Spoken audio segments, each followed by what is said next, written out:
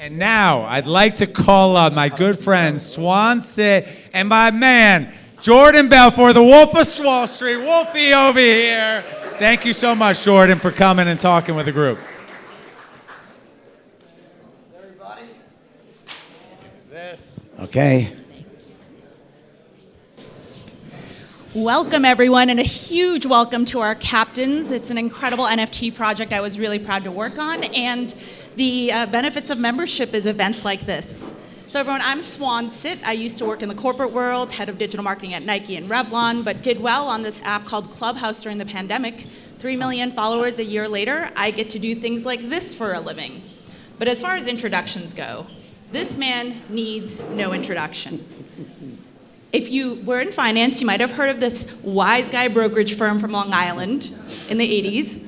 If you didn't know that, you definitely heard of the Wolf of Wall Street. So it's my honor to have a conversation today with none other than Jordan Belfort. Thank you, thank you. And since then, I mean, obviously, the illustrious career precedes you, but now you're one of the most prolific motivation speakers around the world. You're still an investor, you're an author. I mean, the accolades keep coming. So I'm excited to dig into that with you today. Great. Now, I actually want to take us all the way back to your early career, because some people here don't know that you used to run a business in seafood and meat. You were a door-to-door salesman in the era. You filed for bankruptcy when you were 25, which obviously left a mark. Right. But go even further back. Take me back to childhood. What did you want to be when you grew up?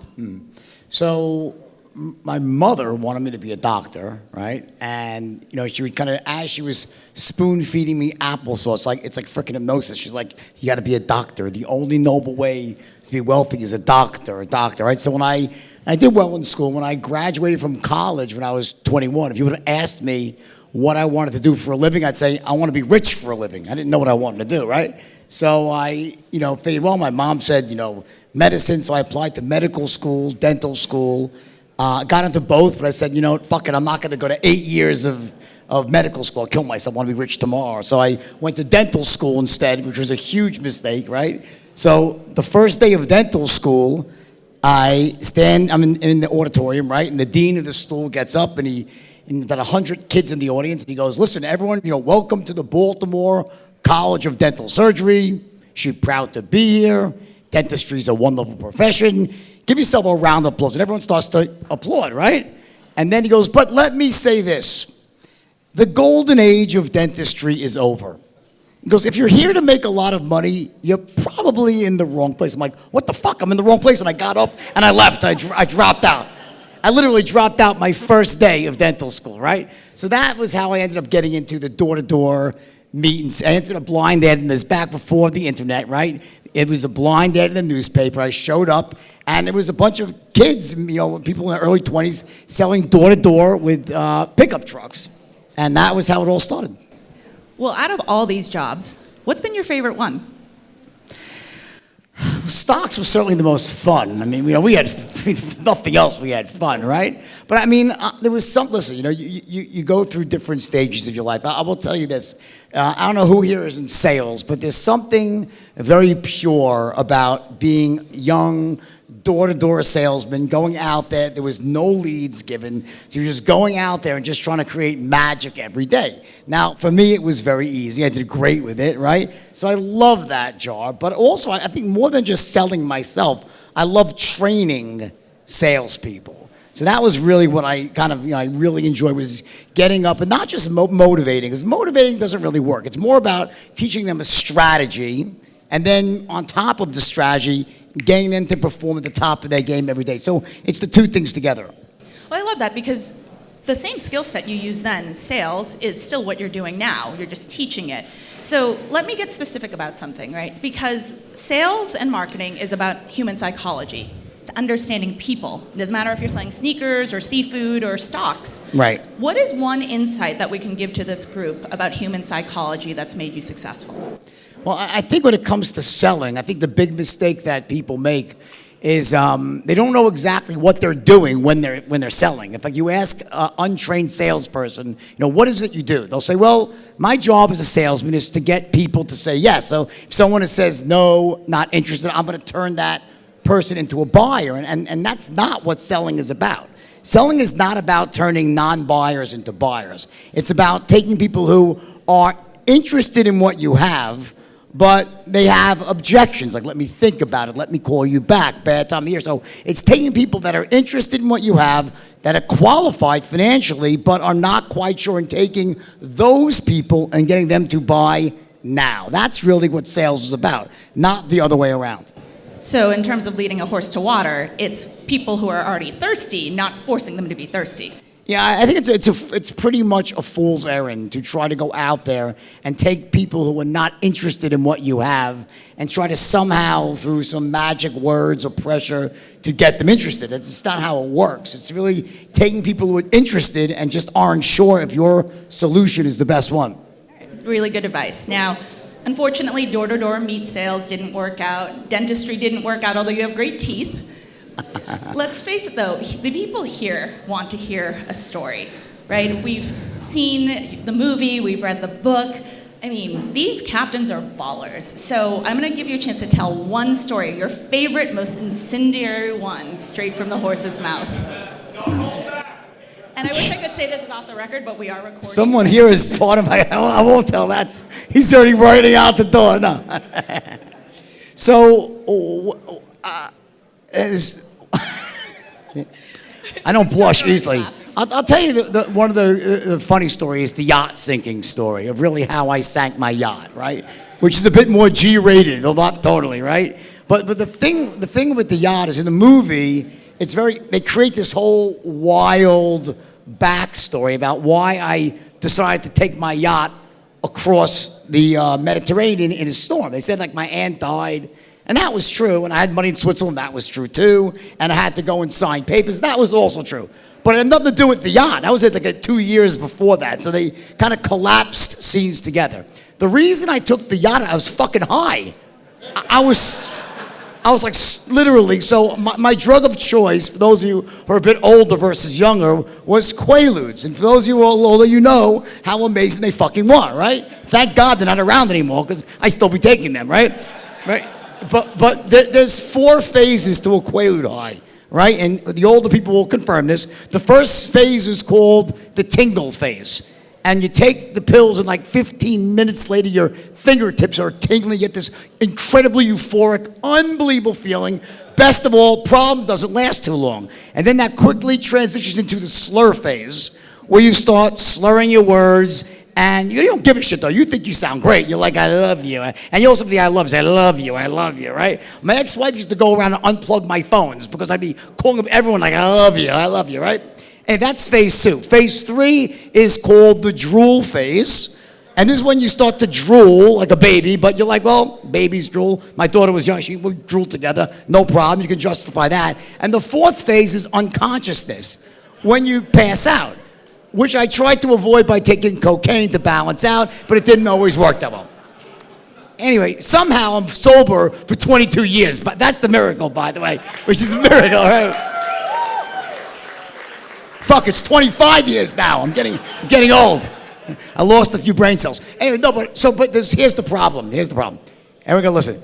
There's also a 5th phase that does not happen very often, but when you get it, it's a fucking bitch. It's called the movement phase, and it's the drug-induced equivalent of having ants in your pants. You can't sit still. Like, the thought of sitting in one spot is more than you can bear. So what happened was, I had a private jet back then, but I was sharing with someone who was already in Europe, right? So I flew commercial there with my friends, right? And when it was 8 of us, right? Myself, my ex-wife, and 3 other couples. When we landed, right, they'd first lost my wife's bags. So we had to then go around Rome, was in Rome, shopping, bought all new clothes like the old American Express commercial, right? So we did what's called drop and shop. You drop Ludes and go shopping, because Ludes make you into the ultimate buyer. You'll fucking buy anything, right? Shit you don't like, shit you hate, I'll fucking buy it, right? So we got all new clothes for it. Then as we get down to the boat, there's this like a big slope down to the harbor. That's when the problem started. This girl, Ophelia, my wife, she goes, why are there white caps in the harbor? And we're like, what? And we all look at once, and there's like, the water looks awfully rough for a harbor, right? So my wife said, well, don't worry, we're not going to go out if it's rough. And I'm in that moment, like a chill went down my spine. I'm like, fuck, I'm in the movement phase. I'm fucked. I have to go. So by the time we got down to the boat, I ran ahead of everybody. I said, Captain Mark, I said, listen. I said, how bad is it? He goes, well, it's pretty fucking bad. But I said, can we make it? He's like, well, you know, we'll break some plates, a few statues, but like, we'll get there. It's a big boat. I said, let's fucking go. It'll be a great adventure. He's like, all right, let's do it, right? My wife was not happy, but anyway, they all went downstairs. I did my normal thing, went up to the top deck, the fly bridge. I took 4 more Quaaludes. I said to the stewardess, please give me 1 Bloody Mary every 7 minutes till I fucking pass out. Then bring one every 5 minutes, right? And I took a huge swig, and they dissolved in my stomach sac, and I kind of just went into this dreamless sleep. About, I guess, 3 hours later, I wake up to the feeling of sea spray on my face, right? And I'm like, what the fuck? And I look up, and it's like not even raining, but like, and all of a sudden the boat starts dipping down, and a wave crashes over. This is the top of a 170-foot yacht. So it's like 50 feet up. I'm like, bam. I'm like, what the fuck? And I pick up and I see, holy shit, we're in this like massive storm with 25-foot waves. Meanwhile, I'm towing behind my boat a 42-foot dive boat on 2 thick dock ropes, and I'm watching it disappear and reappear in the peaks and troughs of these enormous waves, right? Anyway, I crawl downstairs. It's so rough you can't even imagine. I crawled down to the flight deck. I had a helicopter and plane on the boat, right? I flew down to the deck, and I go into the main salon, which had a leopard print carpet, right? And I see the most insane sight I've ever seen. My 7 guests, my wife and my 3 couples, right? They tied themselves together for whatever reason with a rope, and they're in a circle, like panicking and crying, right? I'm so fucked up. I'm like, what the fuck? What happened? My wife's like, you killed us. We're gonna die. I'm like, what do you mean? There's a storm. Anyway, just to make this really understandable, there was the 3 couples. One of them was a friend of mine, my friend Rob LaRusso, right? He was like my partner in drug crime, basically. Rob and I, he was like one of the last-minute drug collection the night before, right? To get properly armed for the trip. Rob was the kind of guy, we once chased a Federal Express truck around in a blizzard looking for a lost Quaalude delivery. That's Rob and I, right? Rob was a maniac. His wife, Shelly, he met in L.A. She would just walk around with the Bible all day, quoting the Bible, right? Then there was my old childhood friend, Bonnie, cute girl. She married a guy named Ross, who treated her like shit. Ross looked like a bit of a chipmunk, right? And he always prided himself on being like the brave outdoorsman. Like he's like the guy that's gonna jib the sail and, you know, come on, I can take anything, right? So that's the brave guy, right? Then there was this other couple, Ophelia and Dave. They were just like innocuous, my wife's friends. He was just laughing at our off-color jokes, and she was just a cute girl that was just there, right? Whatever, no big deal, right? So anyway, Ross, the brave outdoorsman's got the worst case of seasickness, and he's vomiting like all over. God, get me off the fucking boat, crying. Rob is high as a kite too, so we say, let's go upstairs to the captain and see what's going on. So we crawl on the floor to the bridge. We pass by this bar, right? Fully stocked bar. And Rob, and we look at me like, fuck, let's take shots of tequila, right? So we go up. I grab a bottle of tequila. I give it to my wife. She takes a giant swig. I take a giant swig. I give it to Rob. It's a giant swig. He puts it up and smashes it and throws the fucking thing and smashes it. Destroys my mirror. I'm like, what the fuck? I always wanted to do something like that in my life. I'm like, whatever. We go upstairs to the top deck, right? And it's absolute fucking mayhem. It's the old-fashioned fax paper, like rolling out. Remember that fax paper, right? With these big squiggly lines. A huge tropical depression formed. It's in a part of the world where these freak storms popped up.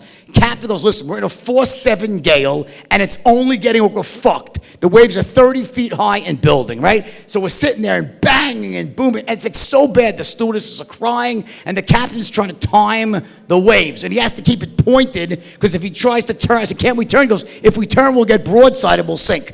So he has to turn and keep it going, right? Finally, after like 3 hours or something, I get this terrible urge to have some Coke, right? I mean, why not, right?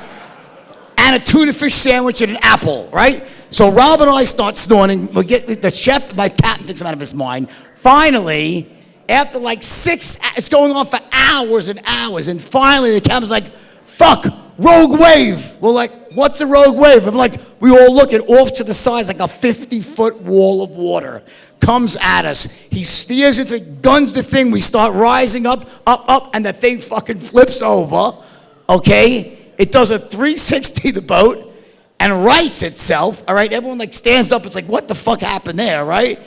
And then a minute later, the engineer comes running up and goes, we just lost the front porthole. We're going down by the head. At this moment, I was like, fucking yes, the boat's gonna sink. I'm so fucking, I want the insurance money, right? It's like 170 feet of floating heartache, this boat, right? Those of you who own boats know exactly what I'm talking about, right? Anyway, he calls Mayday, right? Yacht Nadine going down, right? So about an hour later, one of those orange Coast Guard choppers comes out of the horizon. They try to lower down, like, you know, the rope, right? Easier said than fucking, not like the movies, right? No, it doesn't work. It's swinging 100 feet this way. They cannot get the rope because it's so windy, right? They run out of gas. They have to leave, and now we're fucked. The captain says, all right, we have to abandon ship. I'm like, abandon fucking, it was like 50-foot waves now, right? He's like, we're going to go into the rubber rafts because we're going to sink. I'm like, you know, well, captain's orders. I'm like, all right, we all go to the back. He puts the first rubber raft in, washes away in 1 second. It's gone, disappears. He's like, all right, new plan. Go back up to the top of the boat. Finally, after about 30 minutes, he goes, great news. They're sending out the Italian Navy SEALs. They're going to come, the special forces of Italy are going to come and rescue us. But here's the deal, 2 things. Number 1, we have to push the helicopter off the top to make room. They're going to land someone, so we have to push the helicopter off. So we all go up to the top deck, right? And we unstrap the helicopter. We're like, all right, we're the idiots. We film it, right? I can't find the fucking film, by the way, right? What a great... Anyway, so we're like, 1, 2, 3, push it over the side. We watch the helicopter go into the side. Then the captain goes, all right, everyone, listen. They're on the way now, but you can only take what you can carry. No luggage, nothing, just your paperwork, right? Now, at this, I had like $300,000 in cash on the boat, valuables. I look at Rob, I said, you got the Quaaludes? He's like, no, I thought you had the, I'm like, Rob, get the fucking Quaaludes. They're in the room. He goes, I'll get the Quaaludes, right? I'm like, I'm not gonna be in this fucking Italy sober for fucking a week. I'll kill myself, right? So he goes down to get the Quaaludes, and I'm waiting, and I'm like, 15 minutes later, he's not back. And I come downstairs to get him. He's standing there. He's got his pants at his ankle. He's pissing on my carpet. I'm like, Rob, what are you doing? He goes, I always wanted to do something like this. Huh? Like, just get my fucking loot. All right. He goes, listen, if I should die, my wife wants a breast drum. Just please get her a breast drum. That's all I ask. I said, fine, I'll buy her a breast drum. Fine. He goes downstairs. He comes up 30 seconds later. He goes, I can't get them. The water is electrified. I got shocked. I got burnt. I'm like, soldier. I'm like, you fucking, come on, buddy. You got him. He's like, all right, fine, I'll do it, right? He goes downstairs, comes back up with a bag of ludes, 3rd-degree burns on his feet. Anyway, we go back up to the top. Now comes the best part of all. Anyway, the Navy SEALs come out, double-bladed Chinook helicopter, military green. The door opens up. A guy comes out in full regalia. They start lowering him down. He harpoons the deck, all right? He comes down. Now, the order of exit is, it's like the Titanic, right? Women and children first, theoretically, right? But it's like owner's wife first. She's got children, right? And then Bonnie had a child. She's second. Ophelia's third. Female crew fourth. That's the order, right? So first, my wife goes up with the commando. She gets the top, waves, and the commando comes back down. Now, Bonnie, right? She gets in the basket with the commando, goes up to the top. She waves, it comes back down. Now Ophelia's coming. As Ophelia is walking towards Ross, the brave outdoorsman, knocks her over and goes, get me off this fucking boat.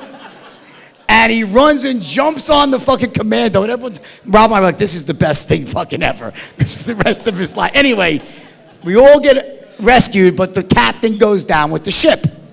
They pluck him out of the water, right? Long story short, we spend 10 days in Cabo de Volpe.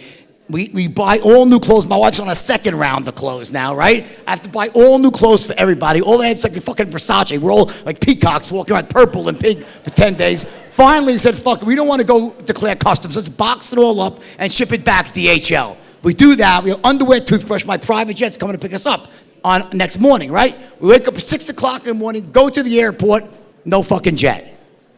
I'm like, what the fuck was no one, this is before cell phones. No one speaks a word of English. After 2 hours, a Sardinian midget, he's actually a Sardinian, there are a lot of midgets in Sardinia. He comes scampering up to me. He's like, Mr. Belfort? I'm like, what? He goes, plane crash. I'm like, what? He goes, but the fucking plane crashed. So it was taking off out of Orly Airport, and seagulls flew in the engine. The plane goes down. So I'm down a yacht and a boat now. And a helicopter. And a helicopter and a plane, right? In 10 days. Now you'd think I'd take it as a signal to slow down? No fucking way. I'm like, I'm invincible. Long story short, we ended up going to London. We saw the concert, Eric Clapton, Alanis Morissette, the Who. Incredible experience there, and jetted back. That's the yacht sinking story. And there you go. The short version. Well, it's great to hear it from the horse's mouth, because when we see movies made of people's lives, we're not really sure what's true. Yeah. Now, I'm going to open this up to the audience for questions in a second, because it's so rare to have access to you. But I'm going to ask you one question, and you guys can start thinking about yours. You know, you're in the news and the media. There's a book, there's a movie, you've done endless interviews. You're a personality, but what do people get wrong about you?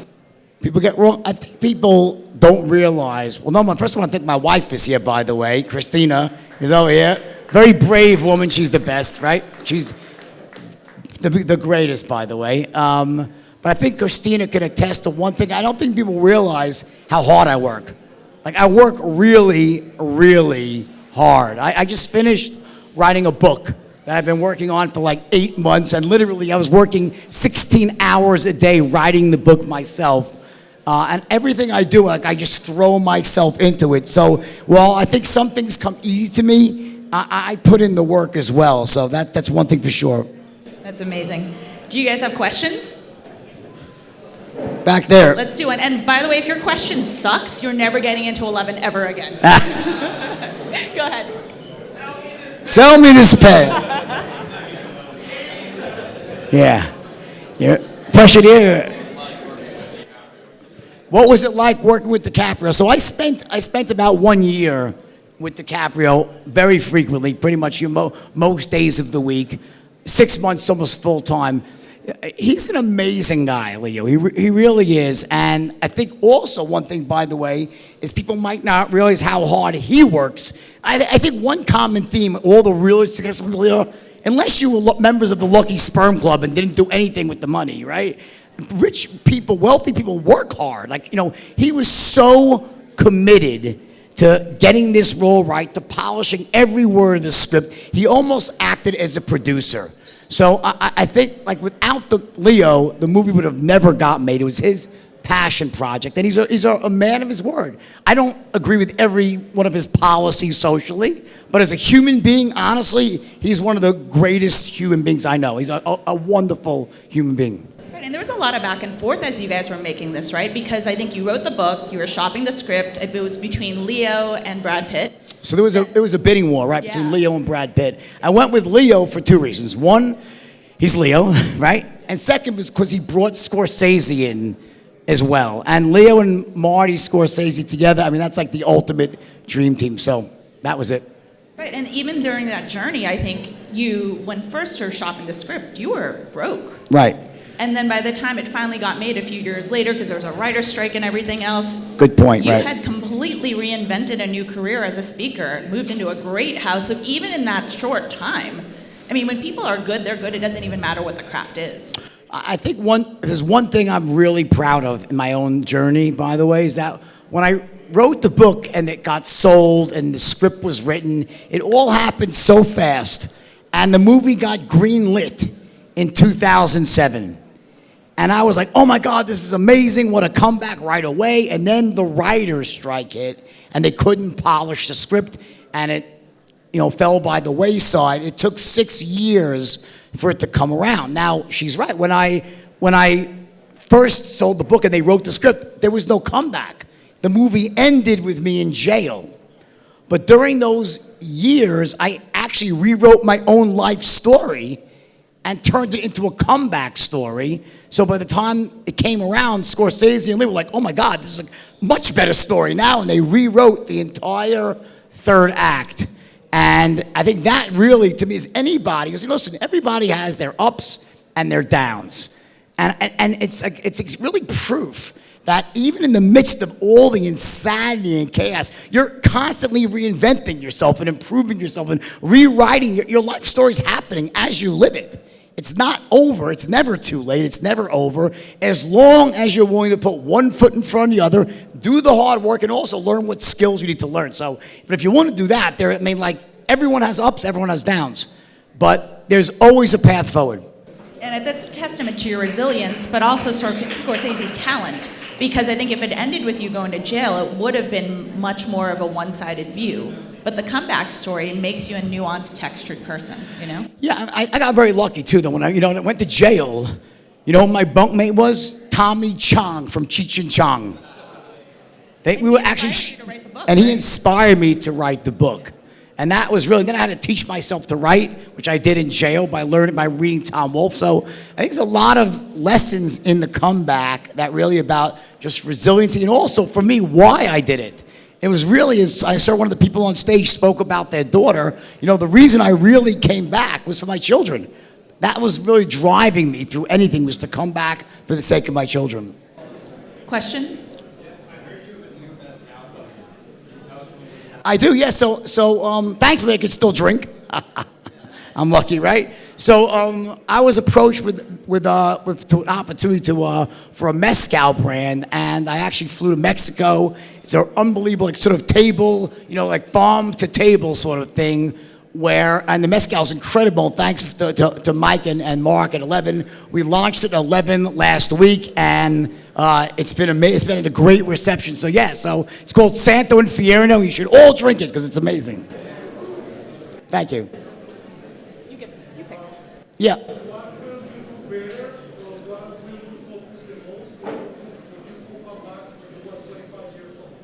So when I was, I get it, yeah. You could come back at 35. What would you do differently? The big mistake I made, I'll tell you what it was, is I had a misconception about what the purpose of a business was. If you would have asked me at 25, what is the purpose of business, I would have said to make money. You go into business to make tons of money, get rich, be your own boss. In reality, that's not the purpose of business. The purpose of business is to monetize value. You have something that has value, and then the business serves as a way to monetize that, make money from delivering value. And the idea is a well-run business will deliver something of value to people at a profit, and then everyone is happy. I didn't really buy that, so my overriding question every day was, how do I make more money? How do I make more money versus how do I deliver more value and monetize that value? And while it might seem like a fine distinction, it's a massive difference, because the actions that you take, if like today I just focus on delivering value, the money comes automatically because I know how to run a business. But I would never do something that was just about making money and not delivering value. Case in point, I never launched an NFT. You notice that? And everybody and their grandma asked me to do it. Every promoter said, oh my God, you can make $20 million launching an NFT. And it's true, I could have. The difference was unlike 11, I just had a tangible product that made sense to me. It was organic. It made sense that you would have this. Everyone wanted to go, and it was sort of like almost like a membership and a lot with other benefits. I felt like for me it was like just shoving a square peg in a round. It was a cash grab. Yeah, I could have made $20 million in a snap. Could have done it. But then everyone would have lost $20 million, and I would have, felt like shit about it, and also, I don't want that in my life. So I just chose, literally, and you know this, because I chose not to make $20 million doing an NFT, because I didn't want people to lose money. So that's the way I think today. If it was 1989, I would have fucking launched it on steroids. Of course, you call that growth. One more question. Back there. Sorry, with the change in brokerage, it's probably very difficult for you to replicate what you did 25 years ago, things that changed dramatically. But with crypto, given that crypto is part of the conversation, it seems it's a similar stage right now as the traditional brokerage was probably 20, 30 years ago. So do you need to replicate what you did with brokerage with crypto today? You know, there's an old saying, the more things change, the more they remain the same. The same things that happened 20, 30 years ago are happening today, but even more so. The only difference is the methodology by which you reach out to an unsophisticated investor that has no idea what they're doing and convince them to buy something they shouldn't be buying.